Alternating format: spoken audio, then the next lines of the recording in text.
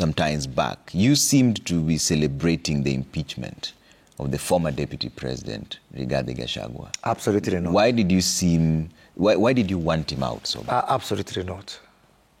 And I'll give you the chronology. Rigathi Gachagua is my friend. We served together. I was his boss in the transport committee in parliament because I was his senior in parliament. By the time Rigathi Gachagua came to parliament, I was already a parliamentarian. And I was the vice chair of the transport committee where we served together. His little brother was my friend. We campaigned together. We were on that track together around the country, campaigning for Kenya Kwanza government. We served together. He was my boss in cabinet. We had our own differences of opinion, but we never disagreed publicly or anything. When I was in cabinet, we disagreed before, when we were campaigning, but we never disagreed when I was in cabinet. I treated Rigathi Gachagua with nothing but absolute respect, absolute reverence as my senior and my boss. Never called him out publicly, except on this show. I remember I was with Yvonne Kuria on Citizen TV, when I said that Rigathi Gachagua is a divisive character. By that time, nobody said that. I said it. Just go back to your record. And I remember Yvonne asking me on this TV, do you think the deputy president is a divisive? I said he's a divisive character. Yeah? I called him out because when it comes to things like those, for me, it's personal. For me, it gets very personal. You remember, even after cabinet reshuffle, there was one of your colleagues, Professor Ngugi, Joroge Ngugi, who was being buried in some place in Subukia. And I stood there. Again, go back to records. And I said, I will not agree for deputy president to be impeached. But unfortunately, the former deputy president, the impeached deputy president, did not do himself a lot of favors. And for me, time came, even though I had said I would not support that impeachment, when I was left at zero option. One, I'm not a member of parliament anymore. I used to be a member of parliament for 2 terms. Yeah? I'm not a member of parliament anymore. Even when I was minister, my impeaching authority was parliament. Yeah? When somebody goes out there and saying, by December, all of you will be dead men and women walking, is that very wise?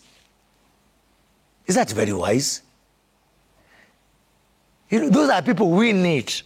Forget about good people, quality or whatever, because 2 things. One, we are the ones who campaign for those people. Yeah? Kenya Kwanza enjoys majority in parliament. So if they are bad people, it is also our responsibility, because we went campaigning for them. I remember I was in Kenya Kwanza, courtesy of Chama cha Kazi, the party that I was leading. And even then, Rigathi Gachagua was going and campaigning for UDA candidates against my own candidate. We campaign for these people. We can provide clips. Oh, it's only 2 years, my friend. Okay. So that's my first problem. This thing of me, I do believe, because most of the leaders, my friend, these are young people. Rigathi and Gachagua and I are almost reaching that age bracket called endangered species. And William Ruto. These people may not be the best, but we owe it to them to mentor them, to support them, to help them when they are failing.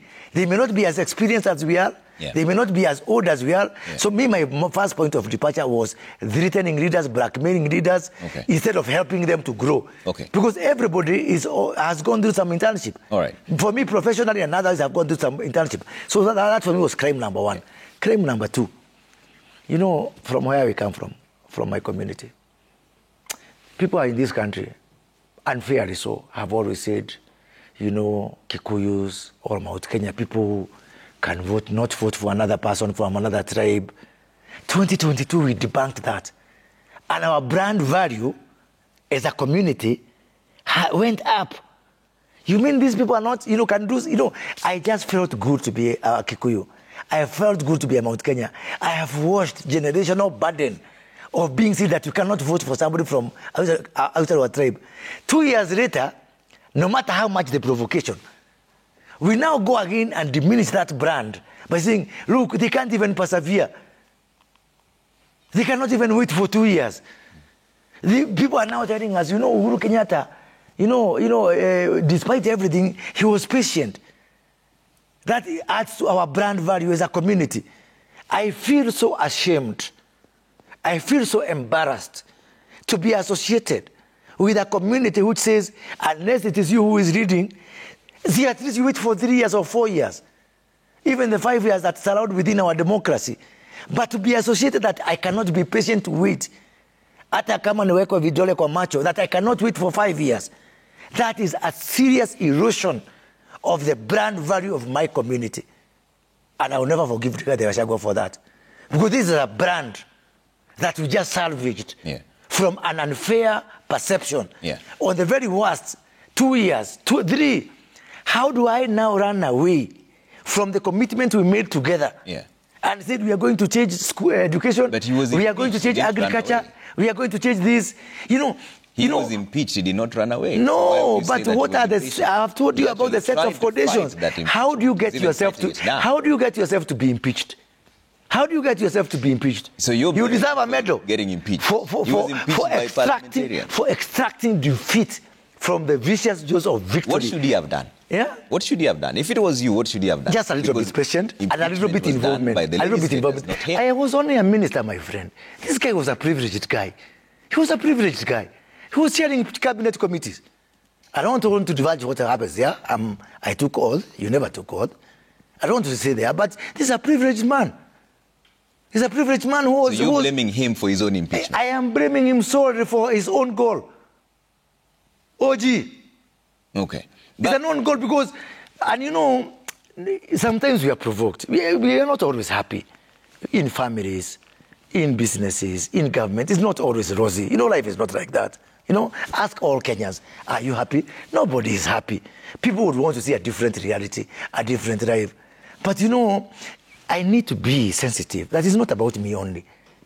For example, for like him, from my community, who was a senior most member, 10 million people behind him. Are they 10 million people. Yeah? Are they still behind him? Well, the jury is still out. Is it the Mount Kenya Kingpin? Well, let me say this about Kingpin. First, I don't know about a position called Kingpin, but I'll say this. Right now, Gachagua has said by end of this month, he's going to have his party. For me, other people are excited. I'm not excited. I've been a party leader for the last 4 years. Okay, so it's not something to, it's nothing to, to go, naked in the streets about it. For me, it's normal. I've been a party leader. But I'll say this. When you go around, and I want you to look at this, Governor of Nairobi, the Honorable James Gachagua, is already anointed. Yeah? Governor of Kiambu, my good friend Katondu Musomba, is already anointed. Governor of Murang'a, Senator John Newton, is already anointed. Governor of Kirinyaga, no, by Kingpin. Governor of Kirinyaga, Kamau Murango, is already appointed. These are all senators. Governor of no, listen, because we know what's happening. You have seen people, Chukua Mkono, Udio Mutuyenu, so democracy does not matter. People have no power. Governor of Laikipia, let me finish for you. Governor of Laikipia, the Honorable Ketu Aruguru is already anointed. So, Governor of Nyandarua, the Honorable Senator John Newton is appointed.